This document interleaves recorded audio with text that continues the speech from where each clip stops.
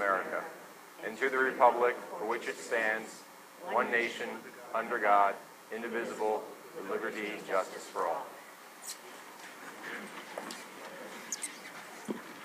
Well, thank you all for coming. I'm going to start with a couple announcements. Number one, we are recording the meeting, but unlike our past practice, we are not live streaming because federal laws and access rules require instant captioning, which we are not able to do, so we are not able to live stream and be compliant with the law. So it'll be recorded, it'll run through a service, and it will be posted, I think, within a couple days, a couple business days, with subtitles, and that meets the compliance rules. So fear not, you can have popcorn in a couple days and watch it again. That was number one. Number two, I wanted to begin by asking just for all of us to keep in our thoughts and our prayers both the students, the district, and the families of Casey Browse, who was APW's board president, also a member of the City Board of Education, and whose wife is a teacher in our district who suddenly passed away.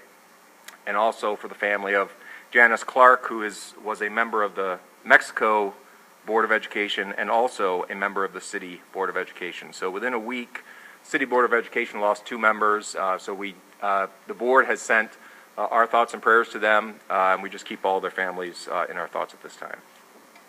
With that, I will look for a motion to accept the meeting agenda and approve it as listed with one change. We're going to move our executive session to after the community open forum. So at that time we will go to a short executive session, but we'll get through the open forum and our presentations first. So with that change, can I have a motion? Mrs. Fishman, a second. Ms. Wood, any discussion? All those in favor? It's unanimous. And with that, I will turn it over to Mr. Colabufo to introduce our presentation for the evening.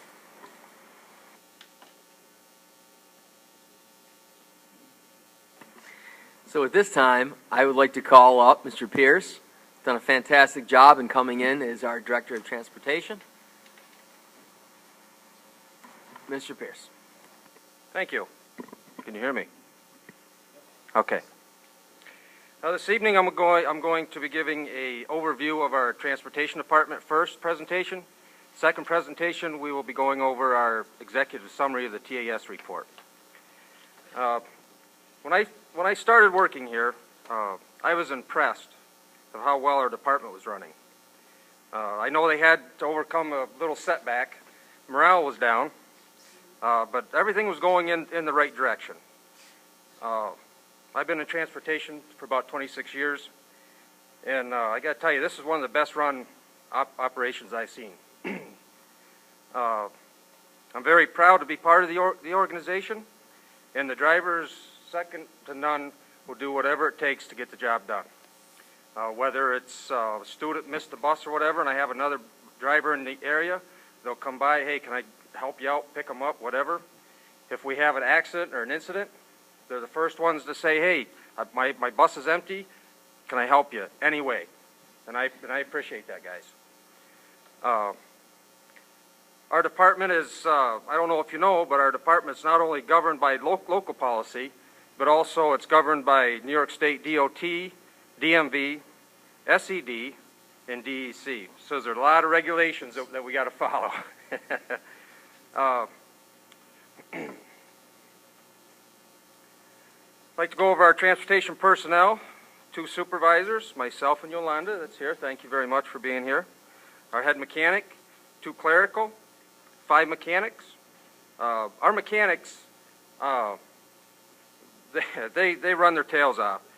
Whether it's getting the parking lot cleaned out, whether it is sub-driving for us, I can call them at any time. I'll go in there in the morning, hey, I need a run covered. They're right there to help us out. Great job.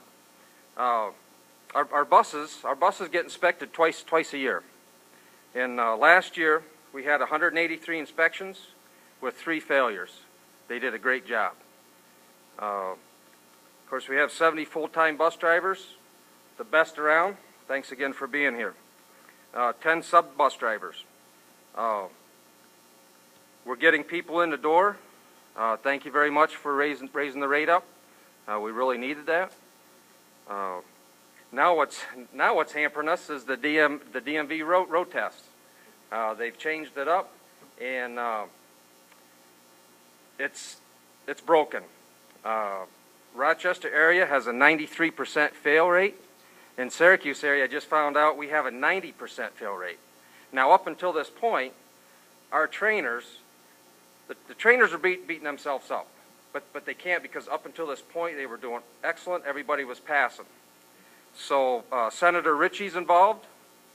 Our Peter Manella from NIAP, which is New York Association for Pupil Transportation, is involved in it. So we're trying to do our best, but it's tough. We have our sub drivers too. Hands down, hardest JPO, John Pierce's opinion, the hardest job in the district. They got different students, different vehicles, different routes.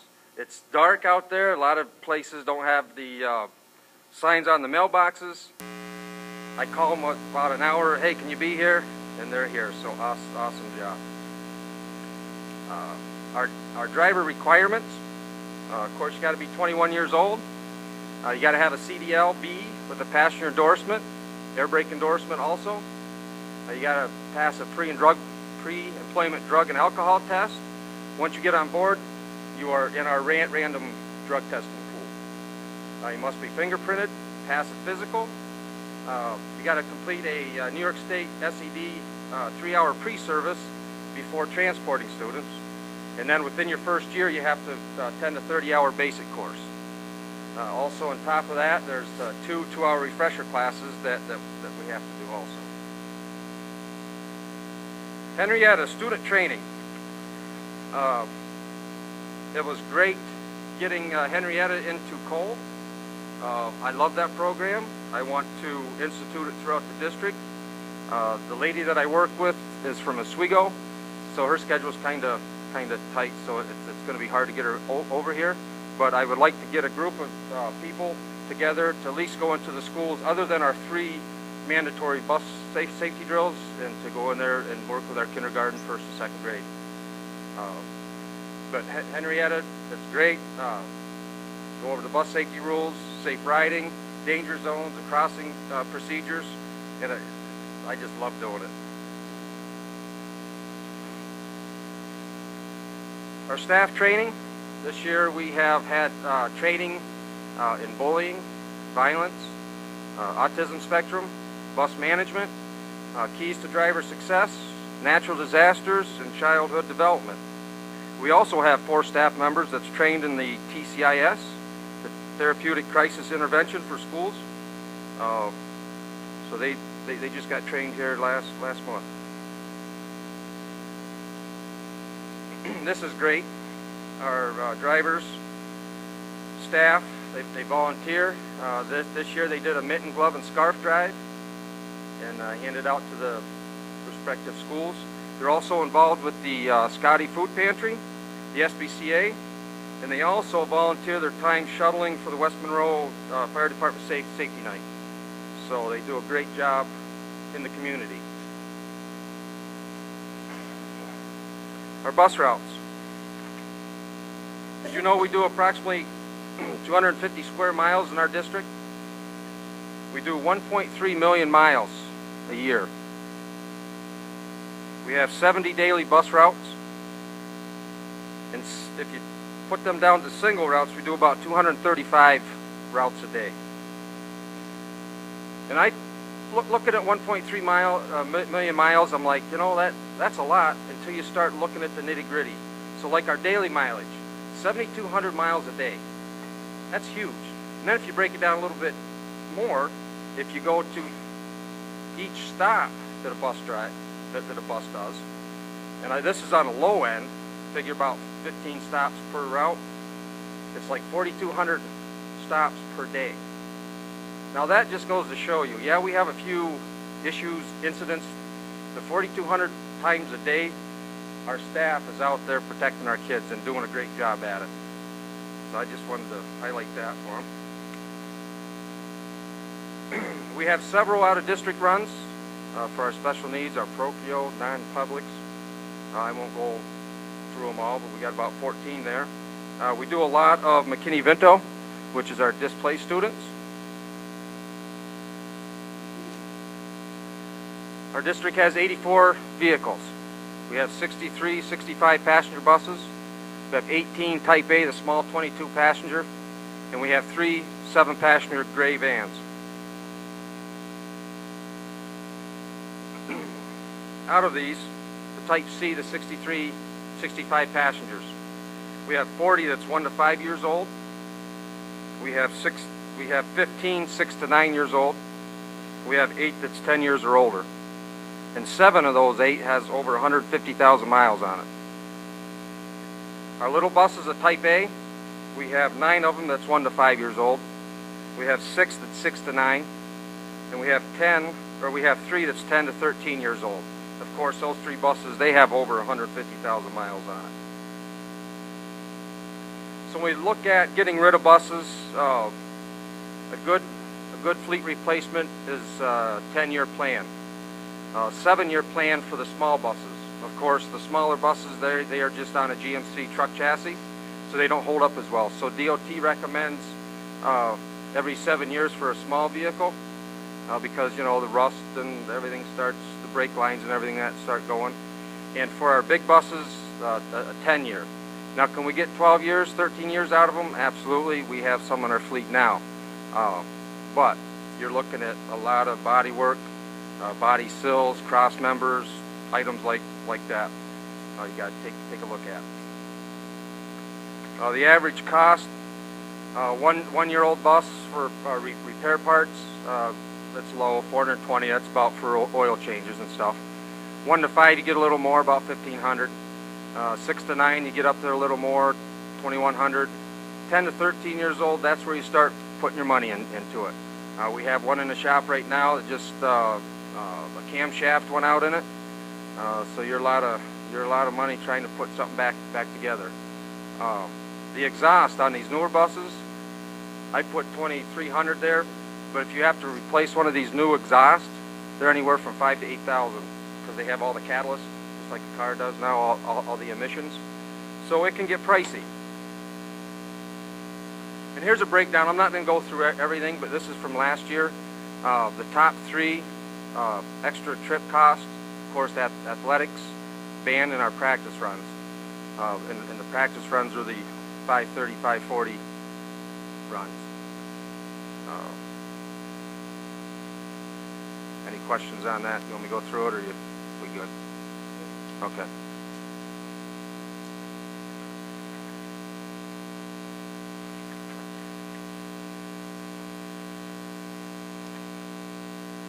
So in closing, transportation runs virtually year-round, including our summer school runs. Our day begins roughly 4 o'clock in the morning and ends at 7 o'clock at night. Our clerical, these ladies, I'll tell you right now, I watch them, they just tire me out the whole time watching them. They are awesome.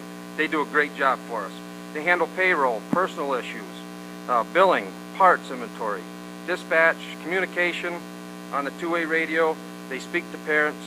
They find temporary misplaced kids, and on occasion, which we did Thursday, we babysat after hours. So they do a great job. 112 professionals are responsible for the transportation of all of our students. Last year we traveled 1.3 million miles. We are a very dedicated team who really care about the students we transport. Team morale is up. We're moving forward. I have a great crew out there. We are very proud to serve the Central Square School District. Thank you.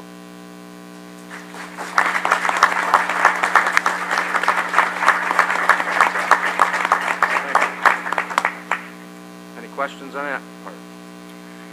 Well, Mr. Pierce, I want to make a comment and then maybe a question. First of all, a comment. I don't speak for the board, but I would think we all agree with you in all the comments you say about the professionals that you are lucky enough to have work for you, and we're lucky enough to have in our district. Tons of good things we always hear. I just wanted to ask, but you mentioned that you had a couple people trained on the TCIS, and it doesn't have to be now. I'm just wondering, is is there a shoot for, like, is 2 the right number, or is it a new thing? Like, I don't know the costs associated, but what can we do to support that if that's something that you need more investment in? Lisa? Can you help me on this one?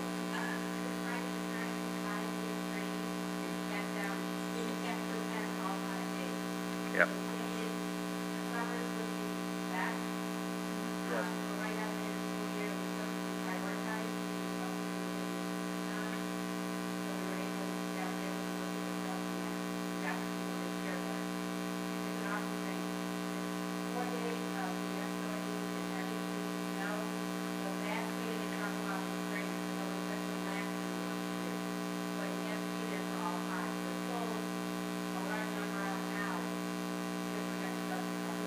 Sure. Well, again, you run the department in Colufo. If there's anything we can do to help that in the future, the board definitely is willing to support that. I know that not in our district, just nationally, that type of training is greatly needed, and incidents are on the rise. So Yes. I'm glad to hear it's happening. That's all. Thanks on that part. I just have one question, but before I do, thank you all for all you do every day. It is an amazing, well-oiled machine. And Yolanda, if you remember, about 8 years ago, I came in to see you and tell you I sat for the very first time in the circle in the middle school, and I was awestruck at the timeliness of those buses the very first day of school. So thank you very much for what you do. It's very, very, very impressive, very, very impressive, and felt by many, many people. So thank you. My only question is the 90% fail rate. Is that, you led me to believe that's relatively new, that issue? It is.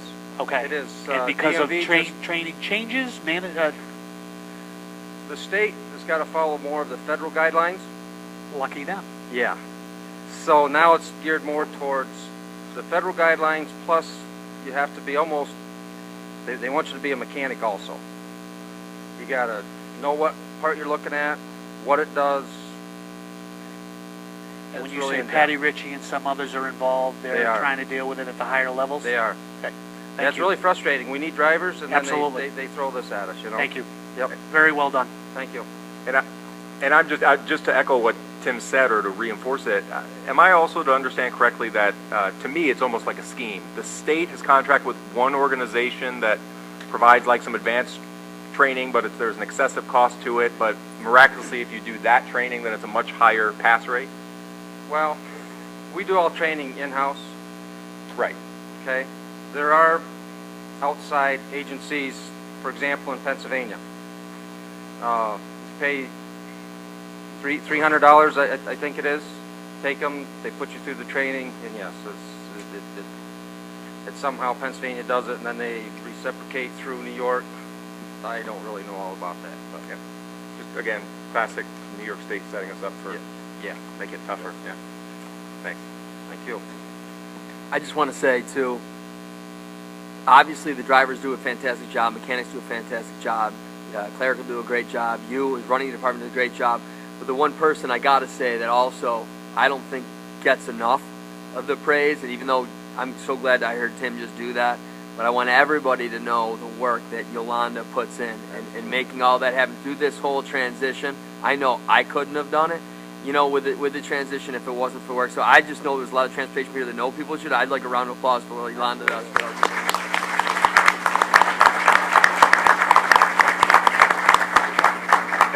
And Mr. Pierce, final thing I'll say is, Pearl luckily had the date. I knew it was coming up. February 3rd, I'm reminding the board, from 9 to 11 a.m. is the City BOCE's Legislative Forum, and that really is a good chance for us to bring items like this up with Patty Ritchie, who hopefully will be attending that. So we'll lobby for you. So if you have any info you want to arm us with, I'll be glad to take it. Thank you.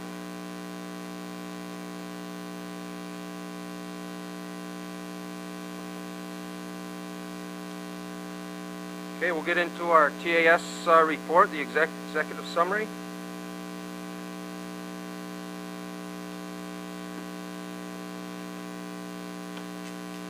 I told John I'd just butt in a little bit.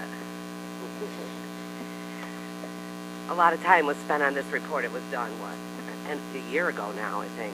But what we had done is, you have the executive summary in front of you. And it's basically, it tells about the process, which I think everybody realizes how we did it. The gentleman from TAS came in, did all sorts of different investigations, took all sorts of data. I mean, the data part took forever as we gave them the data. And then he came back with the report. I believe it's 92 pages long. So trying to come up with a way to discuss it, we basically went to the executive summary and basically put it by the sections and tried to dial it down between, a lot of these are just statements. They're not really, they're just saying, it's just a statement. There's some recommendations and there are a bunch of pieces that are contractual. So I asked John if I could do the first two, just because they pertain to me, I think, more than transportation as itself. There was basically 3 points made under the facility section. One is just a statement. Yes, it's in reasonable condition and is adequate for our needs. He gave us a recommendation regarding the fueling with our municipal agreements. So I did the data and I just wanted to say it quick to you guys. I'm not sure if it's something that you're interested or not, but we have municipal agreements for shared services with the villages, the town, and some ambulances. It's with the Hastings Fire Department, Central Square Fire Department, the Village of Central Square, North Shore Ambulance, Town of Hastings, Constantia Fire Department, and the Brewerton Volunteer Ambulance. And basically what we've done, they go on the board packet, I think, every 3 years. But these entities, because they're also municipal entities, can come to our fueling station and get their gas.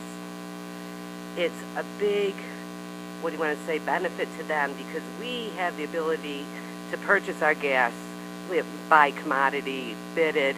We can take a full tanker load, so the price is much less. And what we've done over the years is essentially bill them for the amount that they use. When TAS came in, he says that he would recommend that we put an upcharge on that because there's some administrative duties associated with it. Not sure if it's something that you're interested in, but that's basically what that recommendation is. So I did want to tell you that I analyzed it last year. Just a touch under $60,000 was billed to these entities. So if we were to put a 10% upcharge on that, $6,000. So I just kind of wanted to put in perspective. Sometimes I think when we read stuff like that, we think, it could be 100,000. I mean, it's not a huge number, but if it's something that you're interested in, let Tom know, and we can let the entities know that we're going to do something. Yeah, so just one thing I'd mention on that is, regardless of the percent or whether or not we did the administrative surcharge, and again, this is Tom's listening to this too, it would be good to know for all those agencies that are using it, what are they saving? Because we do have an administrative cost by doing that, and it has to be tracked. So what are they saving times the number of gallons or what they're using? And because then it determines whether or not a surcharge even makes sense. Because if we're still saving them, and I'm not exactly 100% sure what they're saving. I'd have to do some more investigation, but it's some of the different excise taxes. Because when they go to, if they weren't coming to us, they would be going to Mobile or somewhere, and they would get a tax-exempt certificate, so they wouldn't pay some of the taxes, but they're still going to pay some of the different excise taxes. And Steve, you're going up and down. You probably know better than I do. So we are saving them some of the taxes, so there's definitely a savings there that they wouldn't get at a gas station. We benefit on some other municipal agreements from others, though, correct?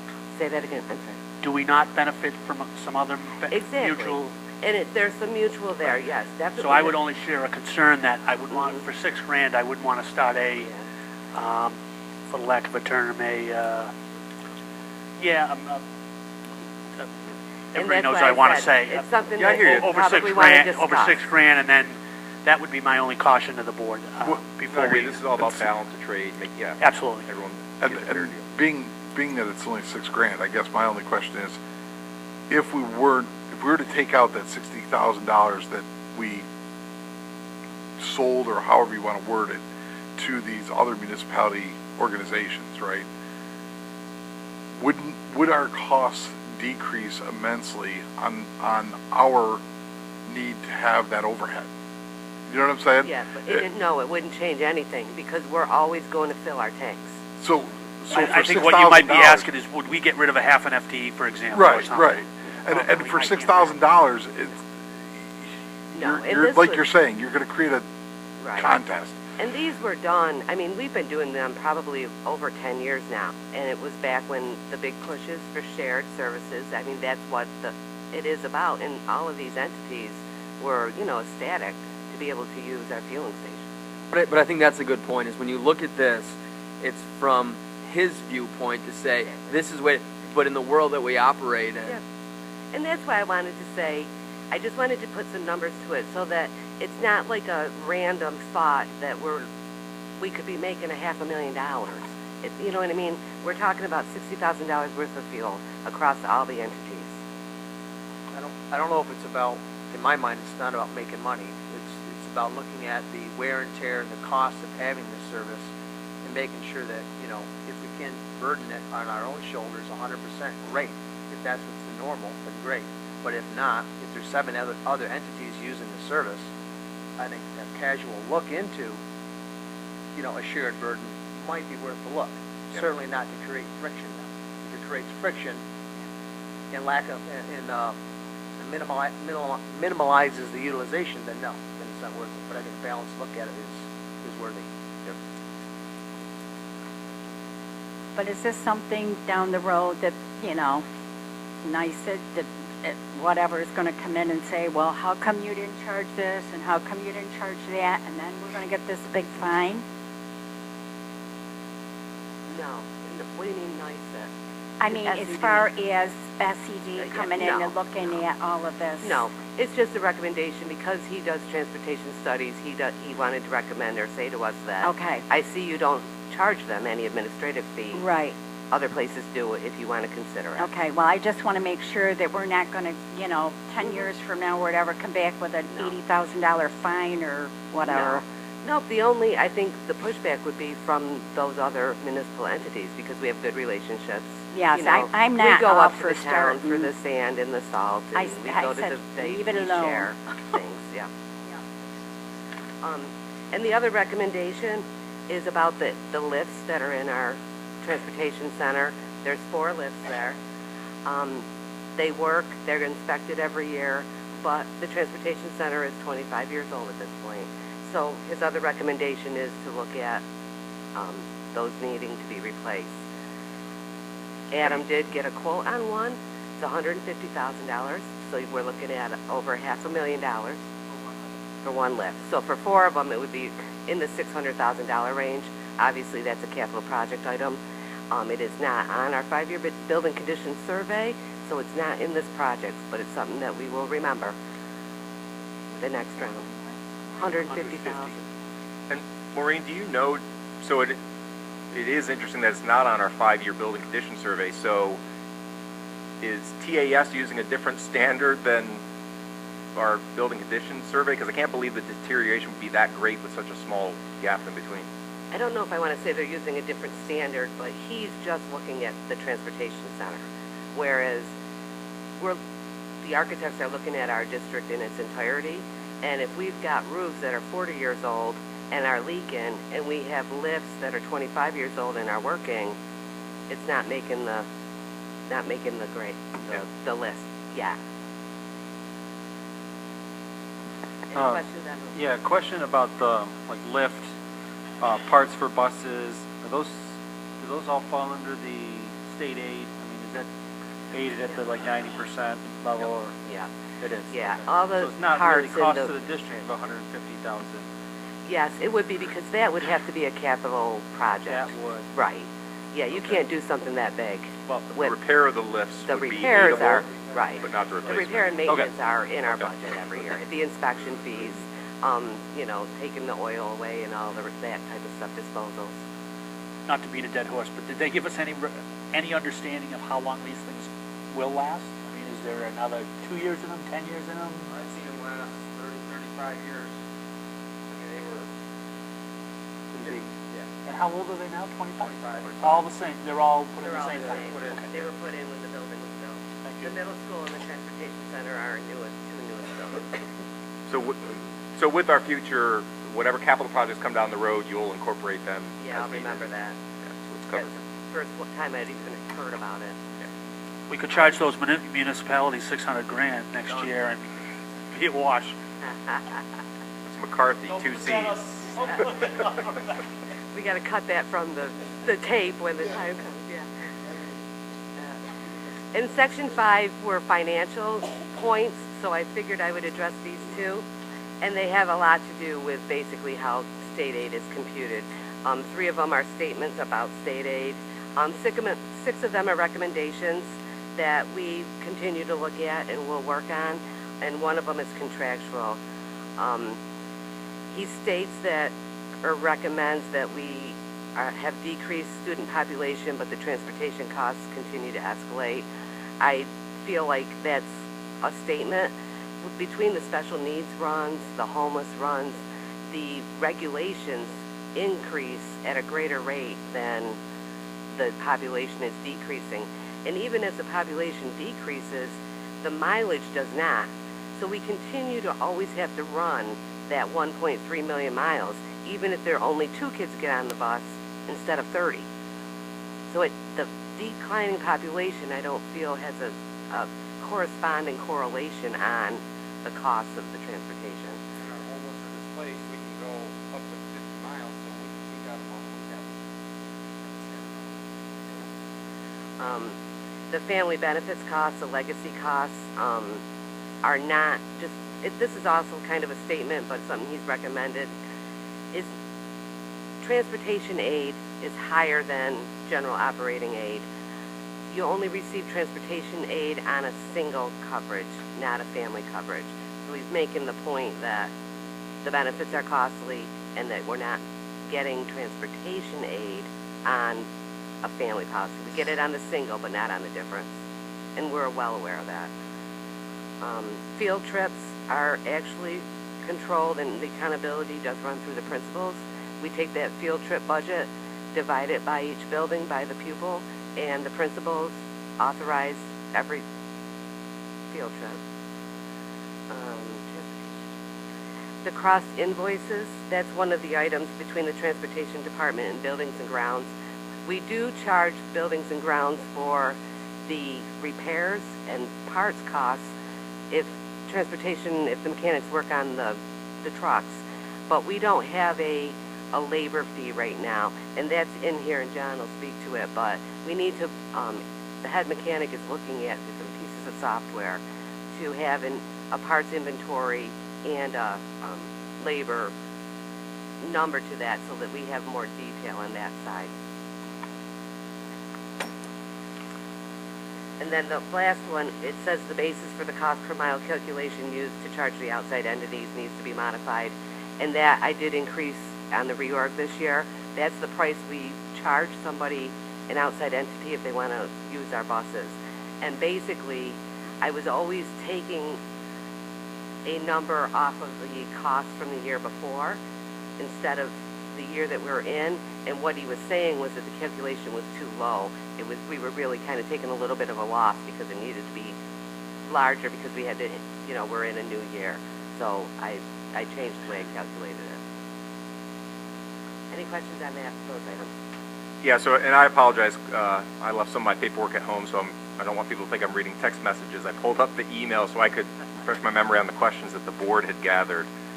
So you covered everything. I think the only one that wasn't was in section 4, and it's not in the executive summary, it was in the full-blown report, but it said, the question was, have we modified the per mile nope, you covered that one. Have we developed a mileage tracking protocol as suggested? We've always tracked mileage. Yeah, you're going to touch on that. Okay. Yes. Great. Okay. Yeah.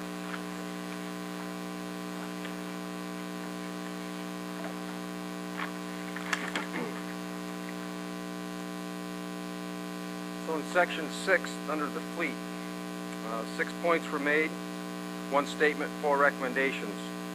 One of the recommendations that they suggested that we update our two-way radio. We have a new tower that's in Hastings, and we are in the process of putting another tower at Cole. We tried the one at Hastings first. really didn't do what we wanted to. United Radio's come back and said, you know what, we're going to put this tower over at Cole. It's no extra cost, but they want to make it right, and so do we.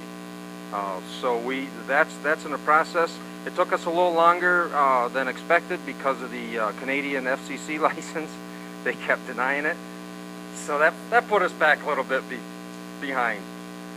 So that's in the process. Now they recommended us going to the digital radios. We have probably 30 to 40 more radios in our fleet to be upgraded, and we normally get those radios when we get a new bus. So I don't know if there's any money out there in grants or something like that. I'm going to try to look into and see if we can do something. But that's underway. They spoke about a spare bus review, and they spoke about a shared bus program with neighboring districts. It's an unwritten rule that I work really well with all the neighboring districts.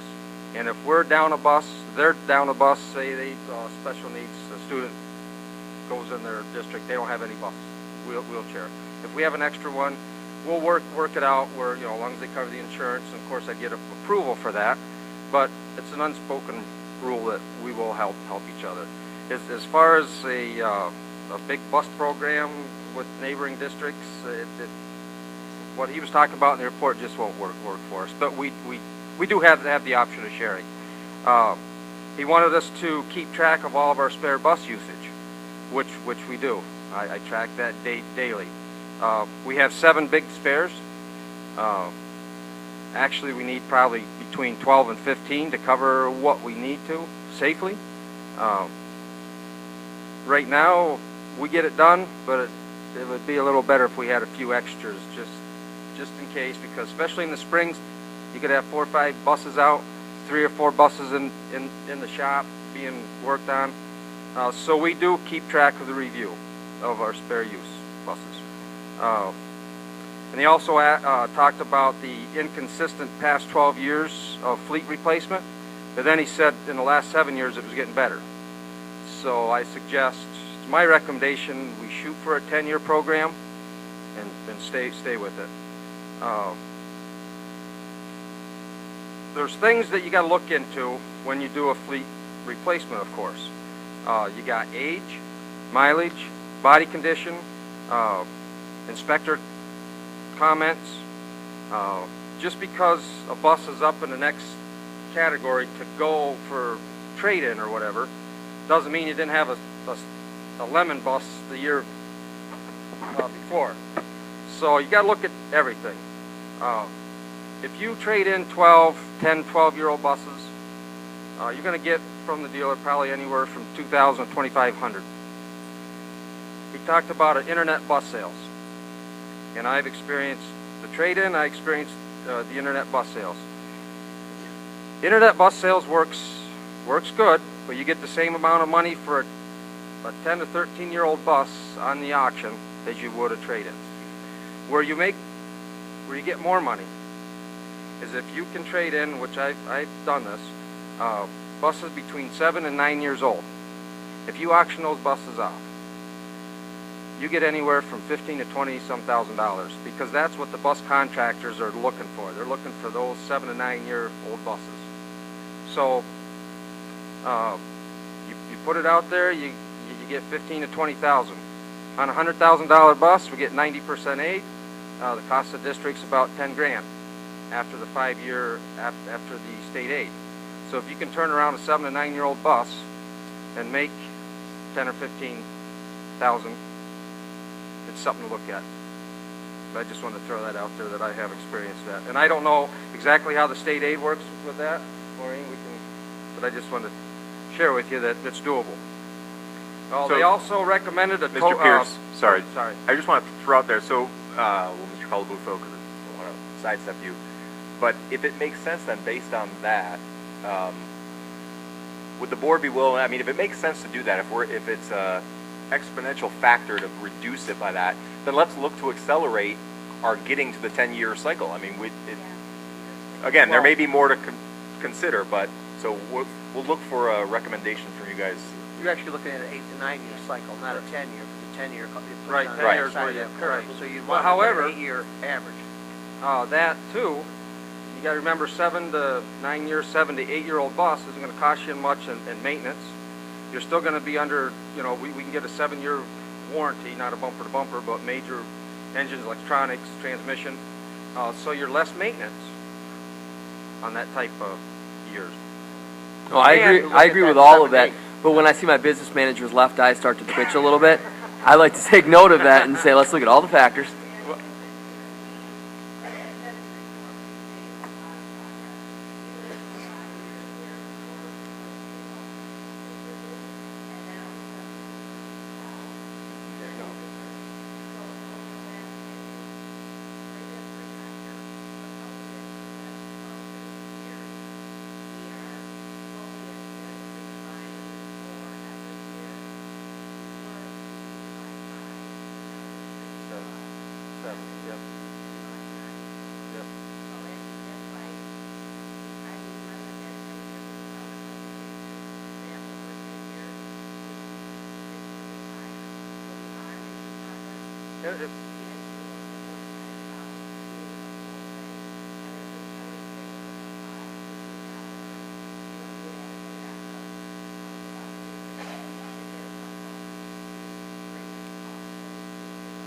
Yeah, it's not something you can do overnight. I mean, it'd take you a little while to get there, but yeah. They made a recommendation for our tow truck to be available to other districts. There again, from 4 o'clock in the morning till 7 o'clock at night, if there's a bus that's broke down in our district or anywhere that they call and another district wants to use our tow truck, we'll go help them. Anything after hours, then you get into a lot of logistics, so that is available during normal work hours. Any questions under section 6?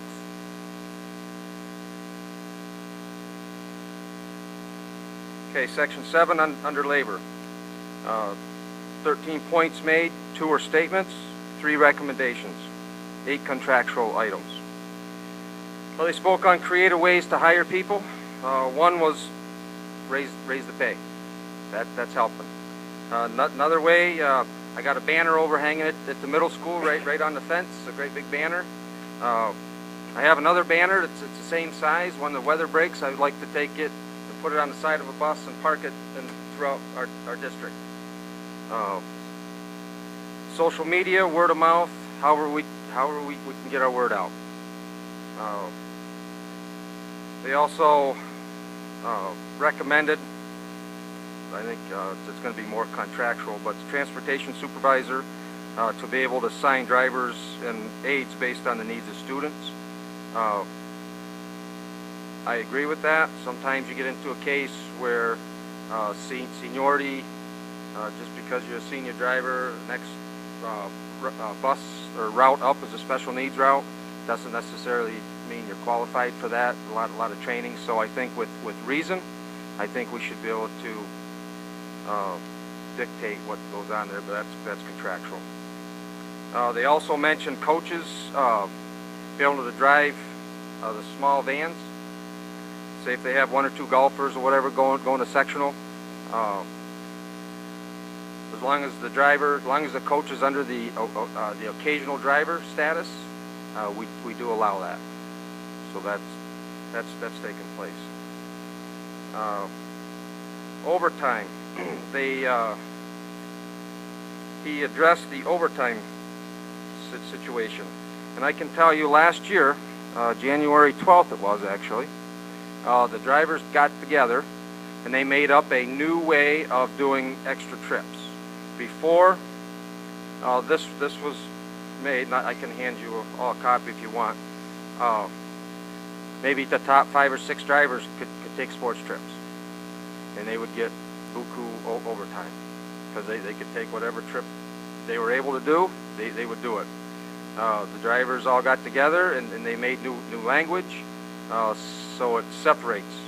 Some more drivers are taking trips, and I think they did a fantastic job on doing that. So I can pass this around the board.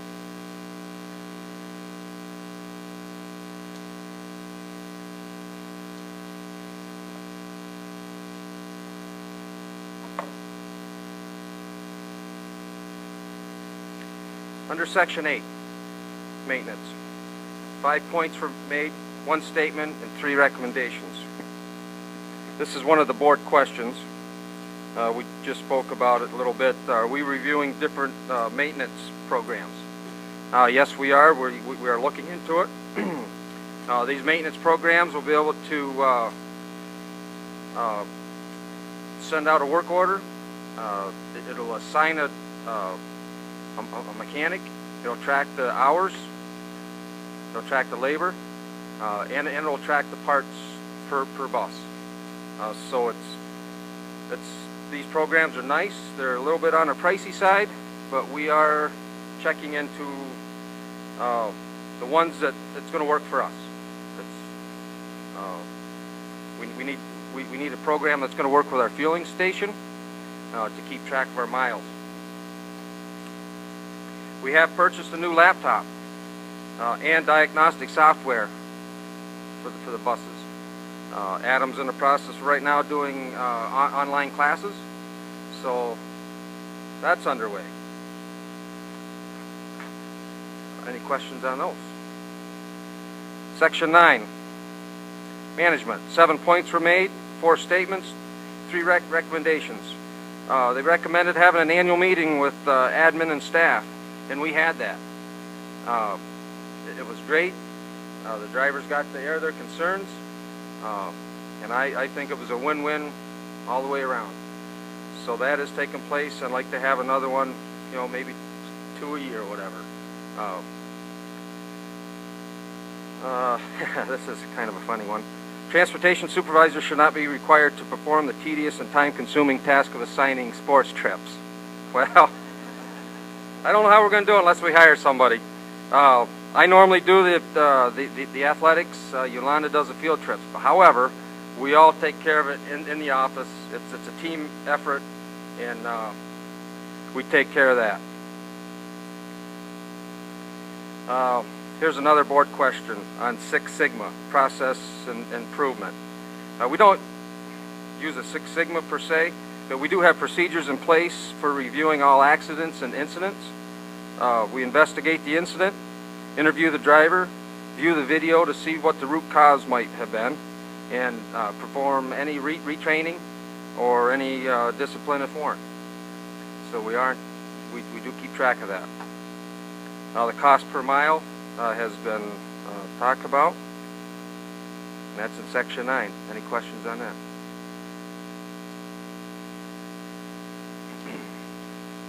We're getting there. Section 10, policies and procedures. 8 points were made, 4 statements, 3 recommendations. Centralized bus stops. Mr. Walsh recommended centralized bus stops. He thinks they are the safest stops. Having group stops. I agree to disagree with that. I agree. Stop, go, stop, go, stop, go along the road. You got the cars behind you. Yeah, they're going to get upset and try to pass you. However, you stop at a house, you see the kids get off, you can see them go the 15 feet away, you know where they're at.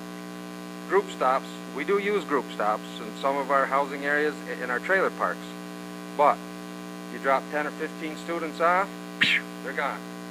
You don't know if they're behind you, you don't know if they're underneath, so efficient-wise, yes, it's better, but safety factor, I'd rather have the stop-go. Student load factors. On paper, our buses are pretty much loaded, given the fact that we use 44 students to a middle school, high school bus, and 63 to an elementary. The seat is designed for 39 inches. So that's 13 inches of rump room, they call it. So to put 3 high school, middle schools in a seat, that's what they call it.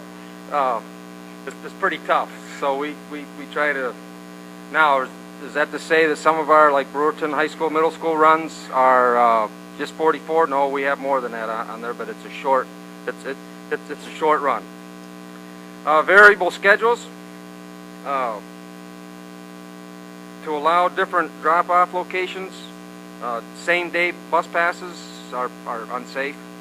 I know, you know, I would like to see a drop off and pickup. One or the, you know, one drop off, one pickup. Now I know you get into a case where the now there's a custody, so it might go to mom's on Monday, Wednesday, Friday, and dad's on Tuesday, Thursday. But the same day bus passes, Johnny's got to go over to Susie's house because they're having a birthday party or something.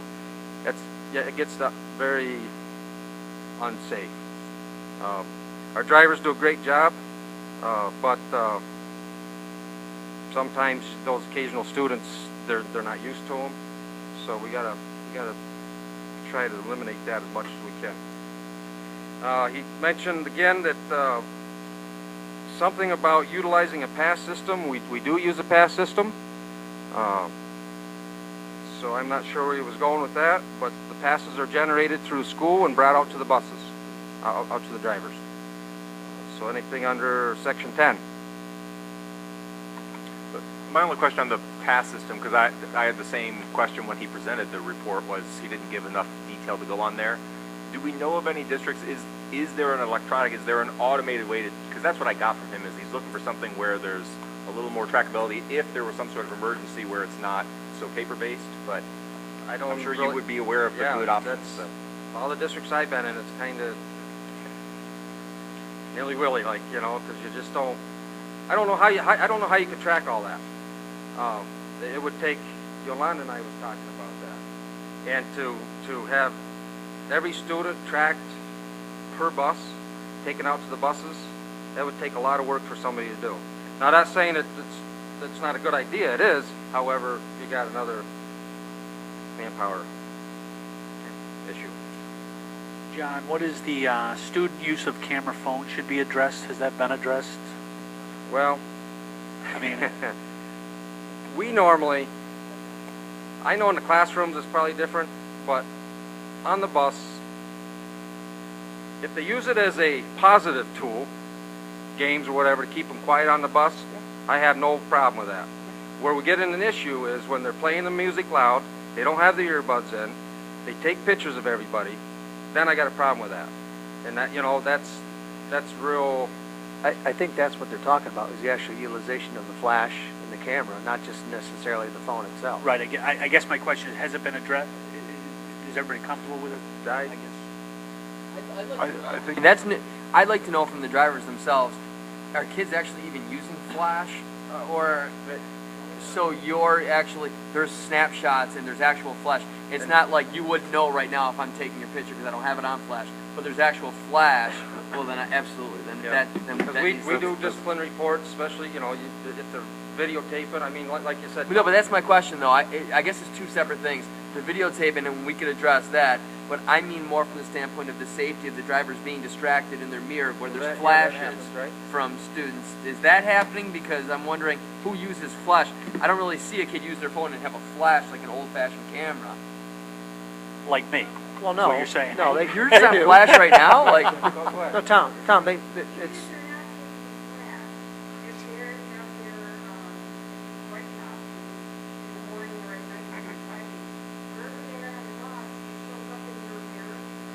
so you're saying more of a reflection when they're holding it.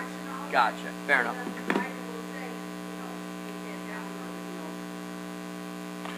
but Gotcha. I'm wondering if there's really Gotcha. is there a way that we can address that all at once? That sounds to me more of a case-by-case basis. I mean, to try to address it all at once, you're going to have to, We try to, if there's a problem, they usually do a write-up. Sure. And we address it that way. I don't want to take it totally away because it is a good tool if they use it right. and that's part of what we're here to do, is teach the kids to use their tools correctly. Right.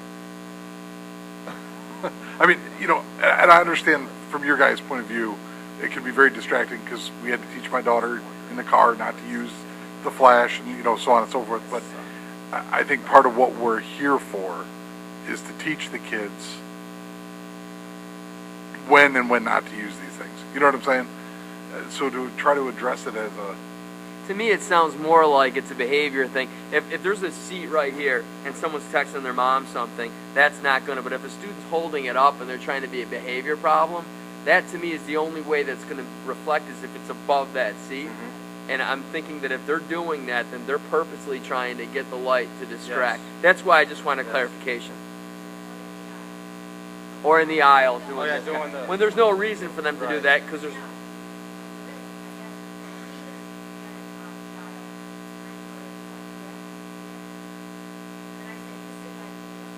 Gotcha. Yes, sir.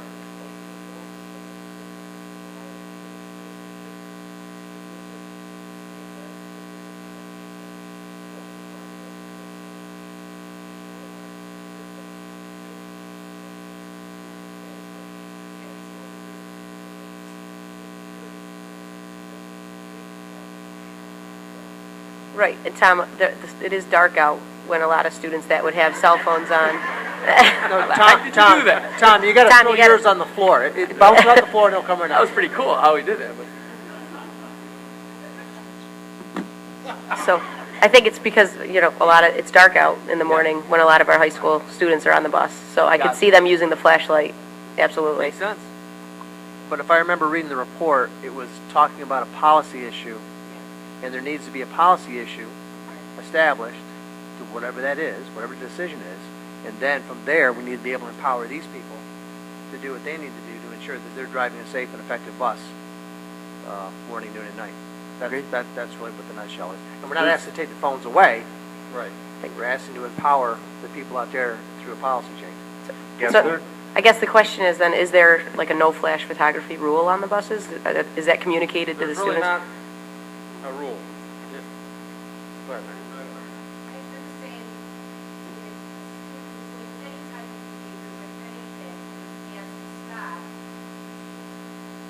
Right.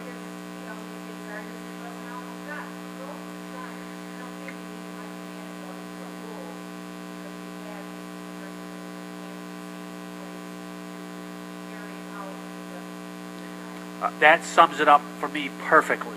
You just, it's part of the disciplinary process, period.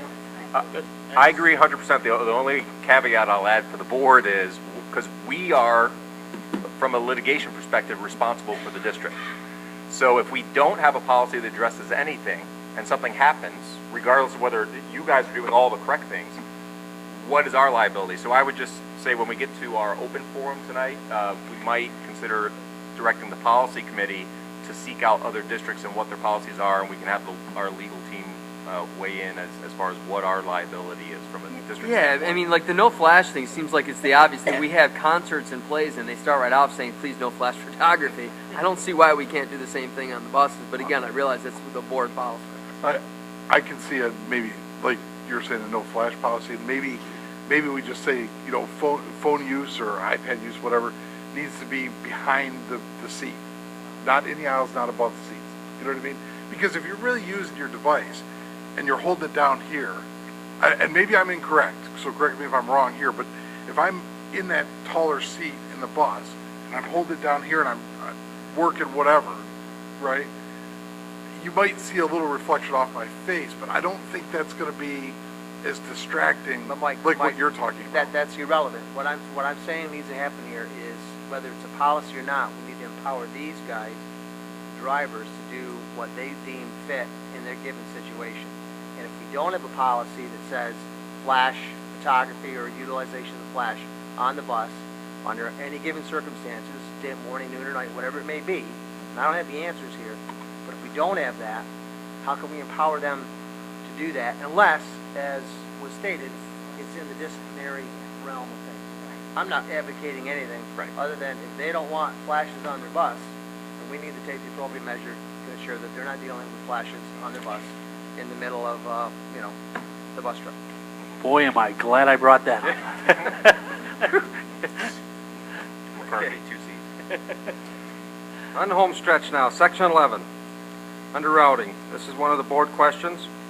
Does everyone in the office have full use of the TransFinder routing software? And the answer is yes.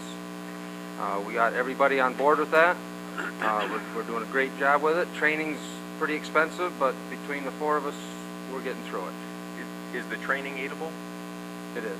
Yeah. All right, thanks.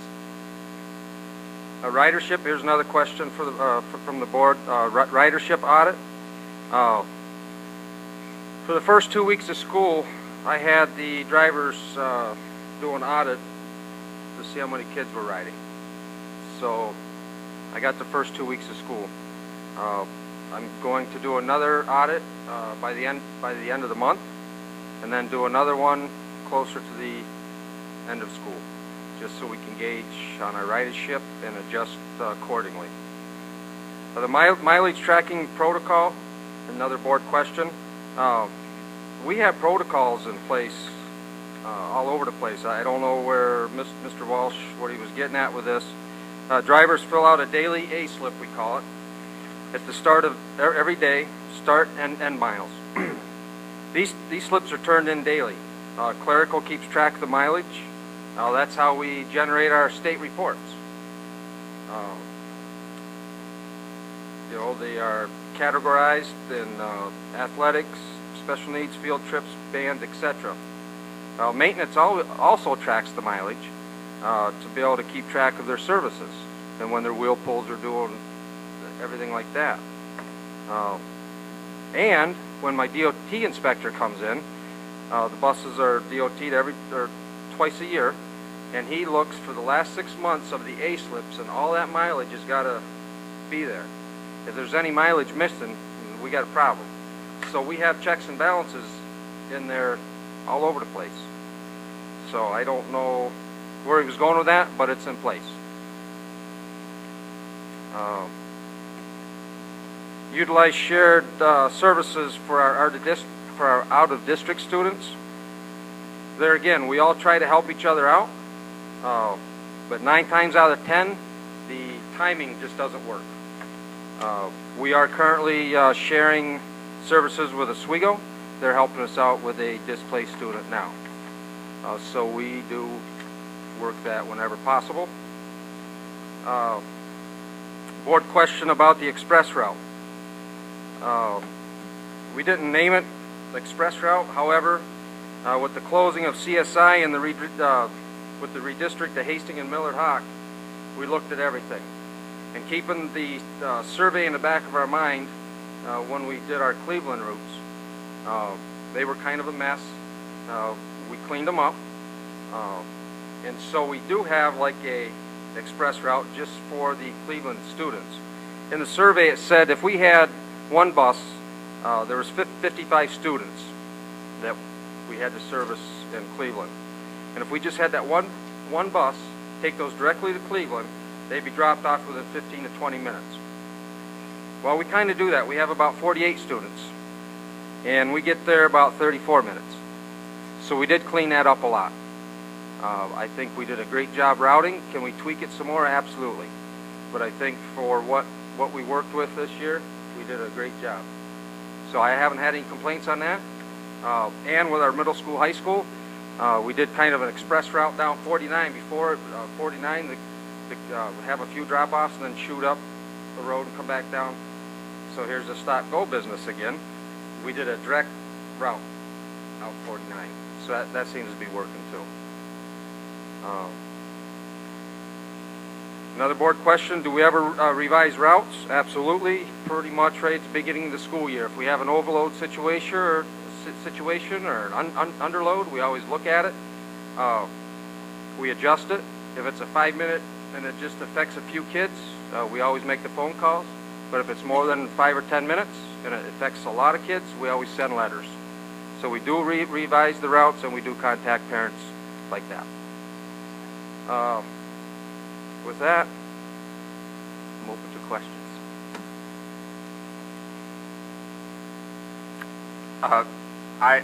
I'll make a comment, Mr. Pierce. Number one, I think it's fantastic. I don't know what it actually was, but for argument's sake, 55 minutes. No, and I'm serious. I'm thrilled that we did that. It's about time that we dedicated a significant portion of time. We've said consistently as a board, and Mr. Colbuffel reinforces that the educational day starts when the student gets on the bus, not when they get to the school, right? And we have tons of presentations on what happens here, I'm glad to see the time dedicated to the start of the day and the end of the day, which starts with a lot of the people in the room. So, great job. I don't have any questions other than to say, again, fantastic. I hear fantastic things, both in our district and outside our district, about what you and your staff are doing. So, keep it up. Awesome. Thank you very much. Back to the camera policy.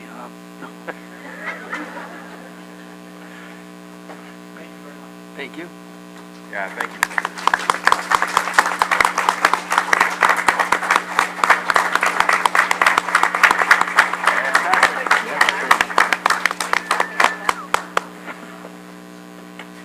Really appreciate it. So what was that, a JPA? Was that what he said again? No, JPO. JPO. JPO. I like That's an HR-approved term to mean that he can't be held liable for what he said. So. Yolanda, I'm still working on those sweatshirts and everything for transportation. I'm working with Jason Fellows, and I talked to Yolanda, and I called to get prices and everything. So, because I know transportation has not had their own sweatshirts and T-shirts and jackets and all that. So I'm working with them to get you guys your own stuff. So, you're welcome.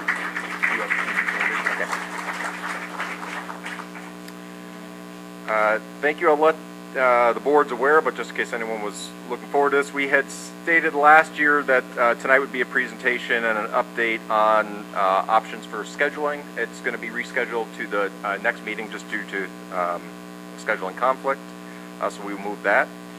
So with that, it ends our presentations. I'd like us to move into the community open forum. The Board of Education encourages public participation on school-related matters at board meetings. Persons wishing to address the board shall advise the board president or the superintendent of schools prior to the scheduled start time of the meeting by submitting a blue card to the district clerk.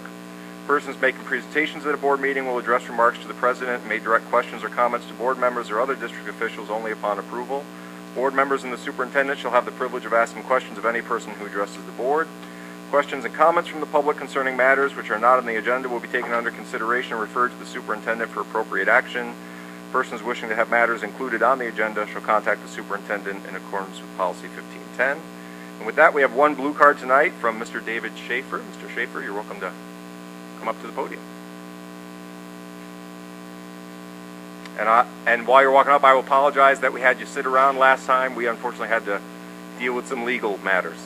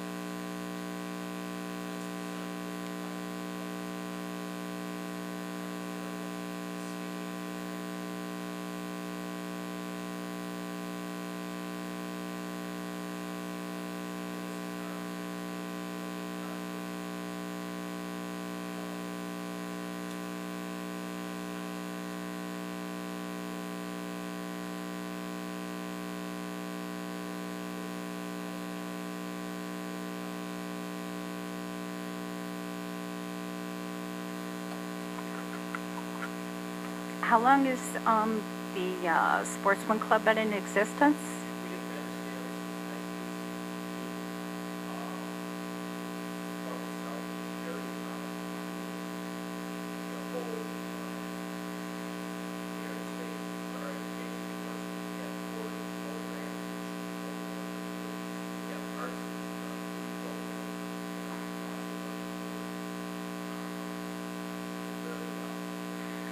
Is this something new that different school districts are now getting? I'm just wondering why we're just hearing about this after all these years.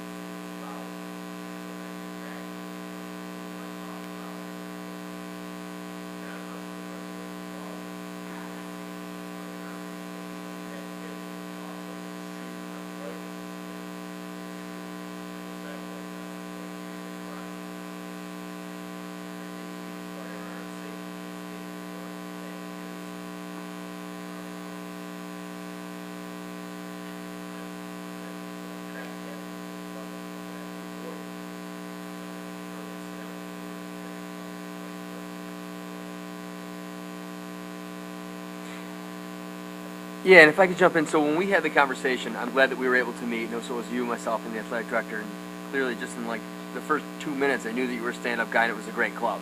And the more that I looked into it, no doubt about that. So what we're just having to look at, and then I want to be able to meet with you again, there are conditions that would have to come into play. So if we were to recognize, because it is not formally recognized by the NHSPHSAA, that's the New York State Public High School Association, or by NSED, New York State School Education Department, it's not recognized. So even though that there's not like state tournaments or things like that, like there is for rifle range or the rifle team, doesn't mean that we can't have it as an interscholastic team. But if we were to do that, that coach and that sport would have to follow all of the same regulations as the other sports would have to, which would mean a student can only participate in one spring sport. And I'm not saying that we can't do this, and I'm not saying then the student wouldn't have to then make a choice, boy or girl. But what I would like to do is, again, as we speak, I've got our athletic director really looking into all those other schools that you had mentioned, and any other ones that we can find, to say how did they go about it. Because if it's an actual sport with coaching, then it comes into the head of Section 3 is also looking in to say, okay, would that mean that the coach would have to, besides all those wonderful certifications that you have, coaching certifications and all the other things that our sports coaches have to go through, and the whole process regarding that. So would like to get that information. I would like to meet with you and our athletic director again sooner than later, because if this is an opportunity that the board says we want to do this, I just want to be able to show them, if we do, and to show you, and you can bring back to the club, of all the things that the club would have to then do if it were to be a sport. Like you mentioned, transportation. That's not saying that the club would pick the students up. It would just mean it would be that the parents would then have to bring their children that are interested to the club. But that's also something I need to look at regarding Section 3 and rules of having a sport. Is it the school's responsibility for then equal and fair play to be able to then transport them? Also, pay to play. If students don't have the equipment, it then becomes the responsibility, if it is a sport, that they have to do that. Again, I'm not saying that this is a bad thing, and it's from meeting with you in just the half hour that we spoke, it's a great opportunity. Definitely don't want to rule that out, but if you're okay with having that second meeting, once we get a little bit more information, then we can kind of lay it out before we even come to the board, and then you can say, now knowing all of this, these are the options. My club would be willing to move forward, knowing that it's going to be a regular sport with all of these different guidelines. Then at least we're coming from an area to then present to the board with more information. Awesome. Thank you. So this is a sport, not a club. It is right now. It's not actually recognized as a formal sport by the New York State Public Association or by NYSED. But I want to make sure you're saying, besides just the name, you want this to be a sport, is what you're saying? Yes. Okay. Then yes. So, Skinny Atlas, for example, it's a sport out of Skinny Atlas High? Okay. Okay. So, I mean, that's good stuff, so, from my perspective, so.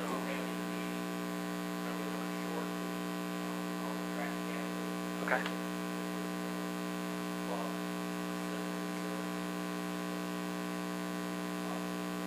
Because it's different if it's a club or a sport. Yeah. Yeah, It's different. total That's different different. ballgames. If Yep. it's a club, it totally makes it different with all the regulations and what has to be done. Right. So, Mr. Schaefer, the only thing the board can commit to is that we have a section called old business, and so this will continue to be on our docket. And I already checked that with Mr. Colabufo. So at our next meeting, he'll update us and they'll make recommendations.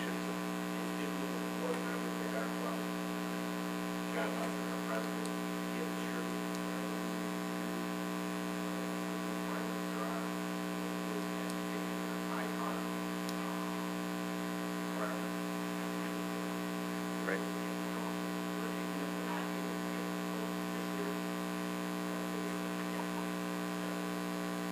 And you're looking for a spring season, is that what you were saying?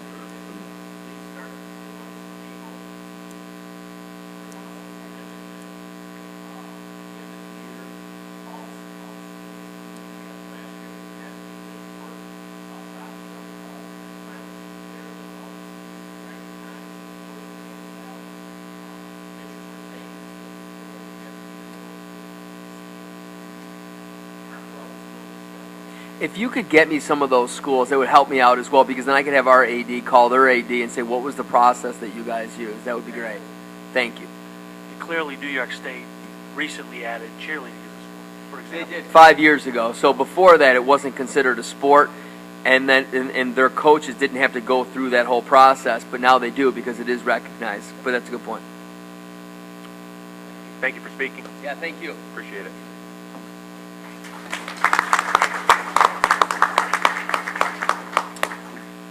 All right.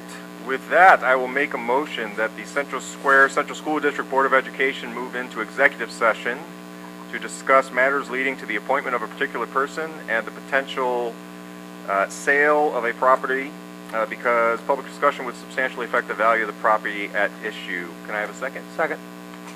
Mr. Loy, any discussion? All those in favor?